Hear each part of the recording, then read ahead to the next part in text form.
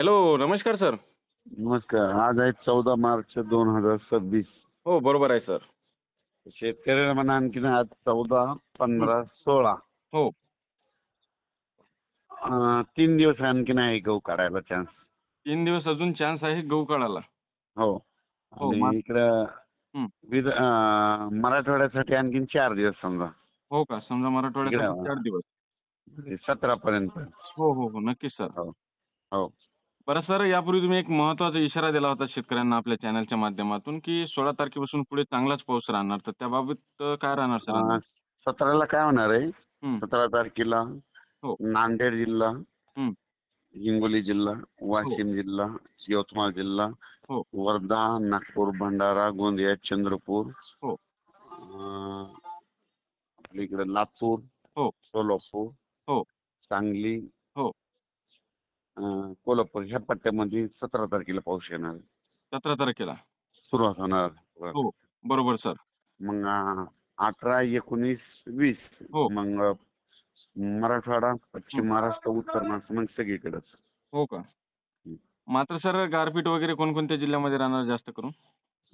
गारपीट तिकडं यवतमाळ जिल्ह्यात एक होईल, वर्ध्याकडे होईल, हो. नांदेड जिल्ह्यात होईल, हो. इकडं अकोल्याकडे होईल, हो. नागपूर हो.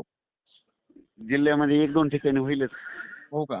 समजा प्रत्येक जिल्ह्याच्या 1-2 ठिकाणी गारपिटीची शक्यता आहे हो.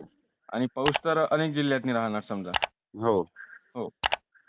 मात्र पण सर नंतर 17ला म्हणतात सुरुवात इकडून होणार आहे, आपलं तेलंगणाकडून. हो का? मात्र सर तेलंगणाकडून आपल्याला ढगाळ वातावरण जाणवत आहे म्हटलं आता मागील 2 दिवसपासून. आजच येईल, आभाळ येईल आज. हो. काल बी सुद्धा जाणवत होतं. हं. बरं सर आता मग हे 16, 17, 18, 19, 20 हे मात्र वातावरण राहणार आणि त्याच्या समोर सर?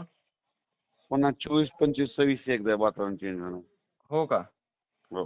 मात्र शेतकऱ्यांना काय सांगणार तुम्ही मग सध्या? शेतकऱ्याला म्हणा का आणखीन 16 पर्यंत काढून घ्या म्हणा. 16 तारखेपर्यंत. हो. समजा आलेली पिके 16 तारखेपर्यंत काढा. नंतर मग समजा चान्स मिळणार नाही काढण्यासाठी. हो. हो. बरोबर सर. मात्र सर तुम्ही जो मागील अंदाज दिला होता, तर तो 1,00,000 शेतकऱ्यापर्यंत तो अंदाज पोहोचलेला आहे आपला. हो. आणि त्या शेतकऱ्यांच्या माध्यमातून आपल्याला हेच वारंवार प्रश्न विचारण्यात होते, की डेली अंदाज घेत जा. म्हणजे डेलीची अपडेट देत जा आपल्या चॅनलच्या माध्यमातून. हो. तर नक्कीच सर तुम्ही शेतकऱ्यांना एक महत्त्वपूर्ण आणि डिटेलमध्ये माहिती दिल्याबद्दल. बरं.